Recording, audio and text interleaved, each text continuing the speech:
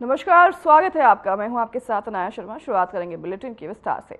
महान क्रांतिकारी वीर सावरकर की जयंती के अवसर पर सीएम नायब सिंह सैनी ने उन्हें याद किया। सोशल मीडिया प्लेटफॉर्म एक्स पर उन्हें याद करते हुए लिखा, अपने विचारों से असंख्य भारतीयों के हृदय में देशभक्ति का दीप प्रज्वलित करने वाले उत्कृष्ट राष्ट्रभक्त वीर सावरकर जी की जयंती पर उनके चरणों में कोटि कोटि नमन। तो वहीं कालापानी की सजा में अंग्रेजी की असंख्य क्रूर यातनाएं भी वीर सावरकर जी के भारत की स्वाधीनता के संकल्प को डिगा नहीं पाई। मातृभूमि के लिए उनकी जीवन तपस्या, त्याग और समर्पण देश की आने वाली पीढ़ियों के लिए एक धरोहर है।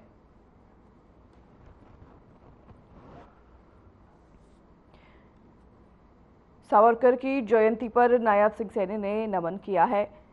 वीर सावरकर की जयंती थी, आपको बता दें, फ्रीडम फाइटर वीर सावरकर की जयंती पर सीएम नायब सिंह सैनी ने नमन किया और ट्वीट कर उन्हें श्रद्धांजलि अर्पित की। पूर्व सीएम मनोहर लाल ने गुरु कमल में प्रेस कॉन्फ्रेंस की, तो वहीं इस दौरान उन्होंने राकेश दौलताबाद के निधन पर दुख जताया। कांग्रेस पर जमकर निशाना भी साधा और उन्होंने कहा कि कांग्रेस हार के डर से बौखला गई है। इसके साथ ही पूर्व सीएम ने बीजेपी के कार्यों को भी गिनवाया। इतना ही नहीं, उन्होंने बीजेपी की जीत का दावा भी किया।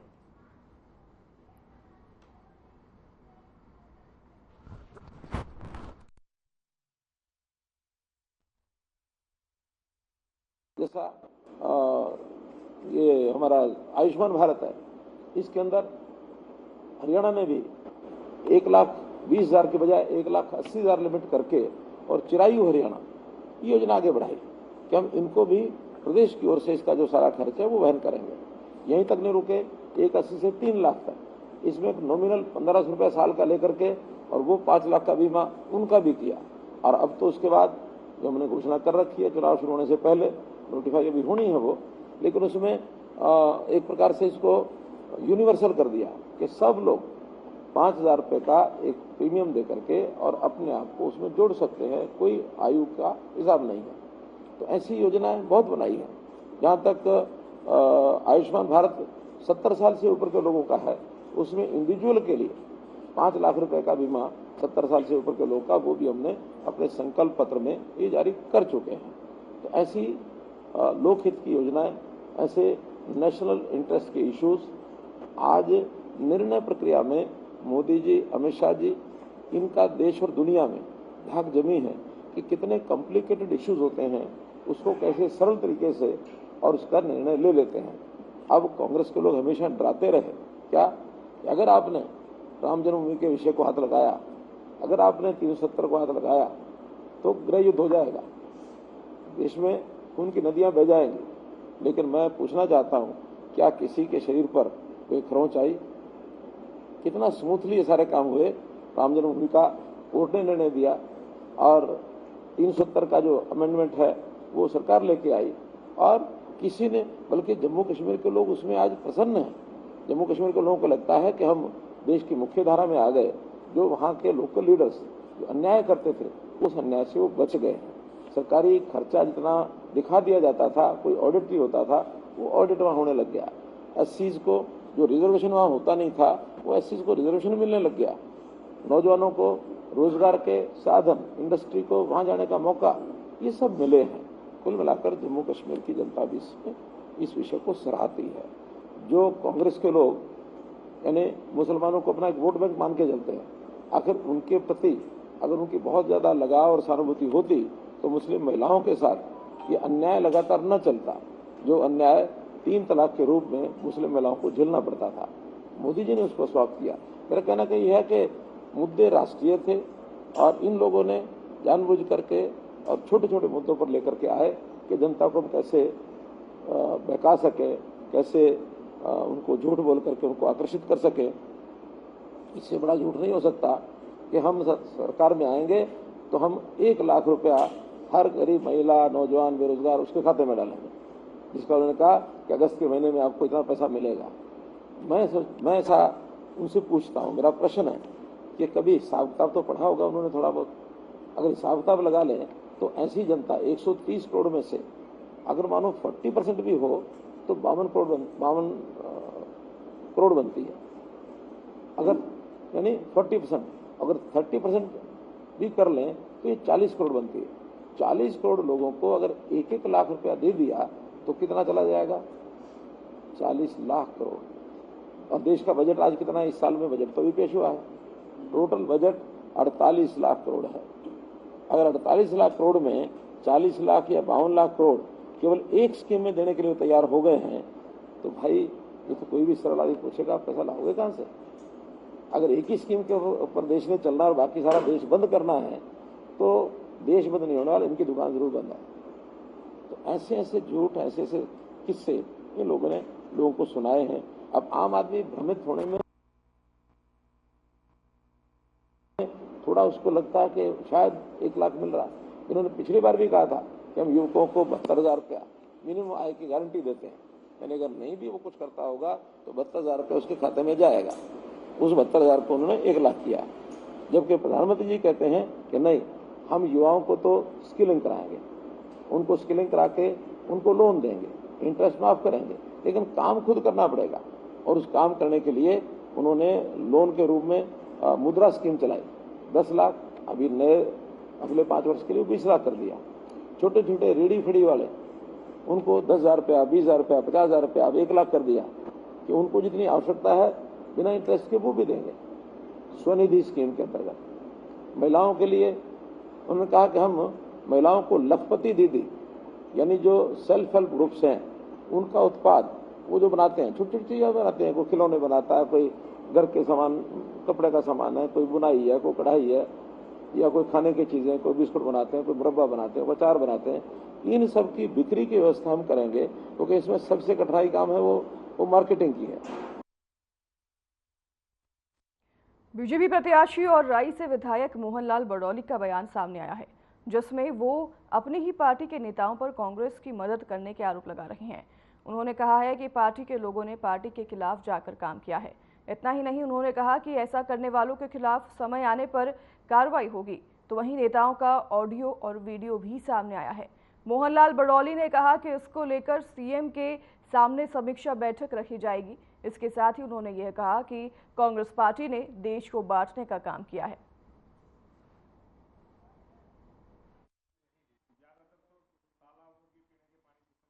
कुछ पार्टी के नेताओं ने जो पार्टी के खिलाफ काम किया है उन्होंने पार्टी के साथ धोखा किया है। समय पर उनके ऊपर एक्शन भी होगा और समय पर उनको उसका भुगतान भी करना पड़ेगा, खामियाजा भी उठाना। जिन लोगों की ऑडियो वीडियो सामने आई है वो मेरे पास अभी मैंने देखी नहीं है, लेकिन मैंने जरूर सुना है पत्रकारों के माध्यम से। कार्यकर्ताओं ने भी अपने फ़ोन में मेरे को सुनाई है 1-2 वीडियो, और जिस प्रकार से उन्होंने कांग्रेस पार्टी के लिए सीधा काम किया है और कांग्रेस पार्टी के कार्यकर्ता के रूप में उन्होंने काम किया है, ना कि भाजपा की। कुछ कर्मचारियों ने, जिन कर्मचारियों ने इस प्रकार से गैर कानूनी ढंग से चुनाव के अंदर एक पॉलिटिकल कार्यकर्ता के रूप में काम किया है, उनको चिन्हित करके उन पर जरूर एक्शन होगा। प्रदेश अध्यक्ष जी ने और हमारे मुख्यमंत्री नायब सिंह सैनी ने ये जरूर कहा है कि जिसकी भी कोई बात है वो समीक्षा बैठक नीचे से, जैसे हर विधानसभा में समीक्षा बैठक होगी, वहाँ के कार्यकर्ता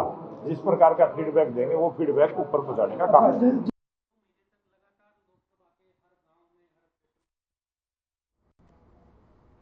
यमुनानगर में मतदान के बाद जिले के चारों विधानसभा क्षेत्र की ईवीएम और वीवीपैट मशीनों को पुलिस की निगरानी में रखा गया है। स्ट्रांग रूम के बाहर सीआईएसएफ, हरियाणा सशस्त्र पुलिस फोर्स और जिला पुलिस का कड़ा पहरा है। यमुनानगर के पुलिस अधीक्षक गंगाराम पुनिया ने बताया कि स्ट्रांग रूम अब 4 जून को सुबह ही खोले जाएंगे, जब मतगणना शुरू होगी। इसी दौरान लोकसभा क्षेत्र के उम्मीदवार या उनके इलेक्शन एजेंट दूर से स्ट्रांग रूम की व्यवस्था को देख सकते हैं।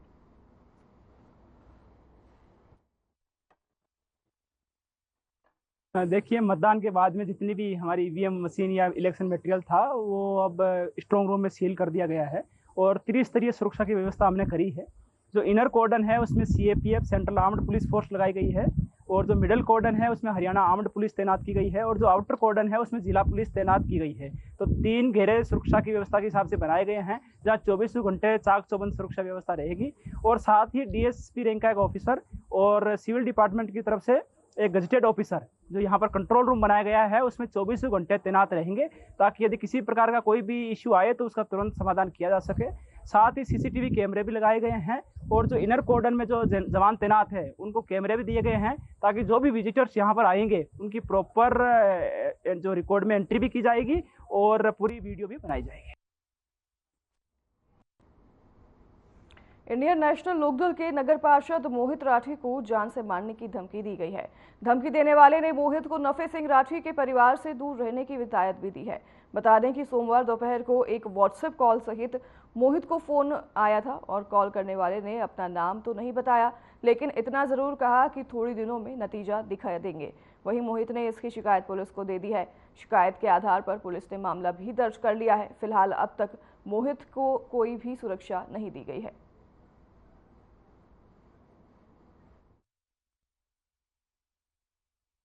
मैं घर पे था, एक व्हाट्सएप कॉल आई मेरे पास।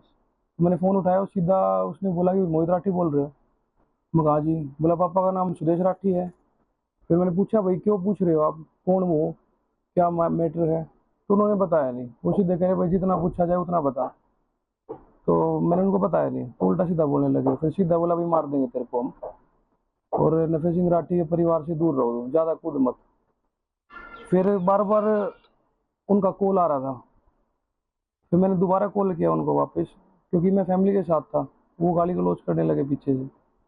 तो नीचे आके मैंने वापस फ़ोन किया तो कह रहे भाई मैं थोड़े दिन रुक जाओ, तेरे को पता ही चल जाएगा।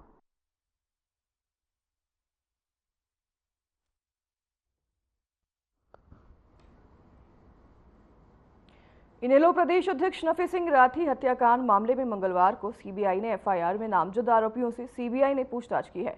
बहादुरगढ़ के पीडब्ल्यूडी विश्राम गृह में बीजेपी नेताओं को नोटिस जारी कर पूछताछ के लिए बुलाया गया था, जहां बीजेपी के पूर्व विधायक नरेश कौशिक से पूछताछ की गई। बता दें कि नामजद आरोपियों के विदेश जाने पर रोक लगा दी गई है। साथ ही सीबीआई ने पासपोर्ट के नंबर और बैंक अकाउंट भी ले लिए हैं। हालांकि सीबीआई दोबारा फिर पूछताछ कर सकती है। वहीं नामजद आरोपियों ने कहा कि हमारा इसमें कोई कसूर नहीं है, हम भी चाहते हैं कि जल्द आरोपी बेनकाब हो।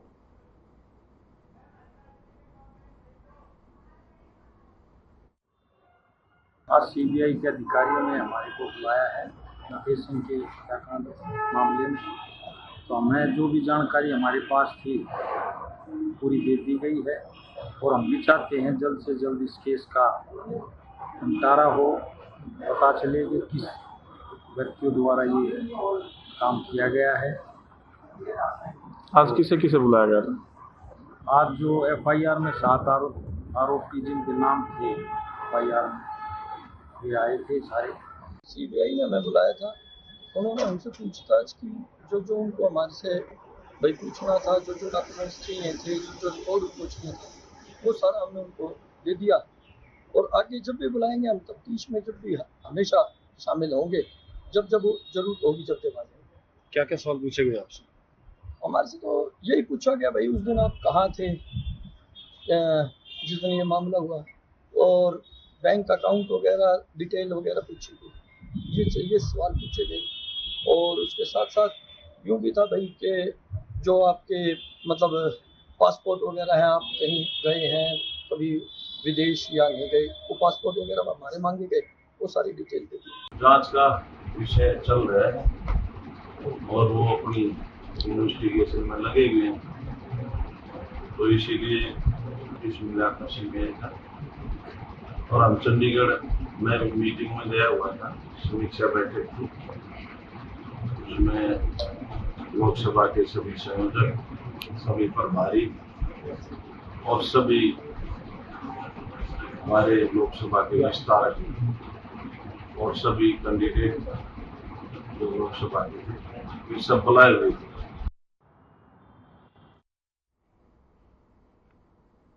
यहाँ रुकेंगे छोटे से ब्रेक के लिए, जल्द हाजिर होंगे आपके पास इस ब्रेक के बाद।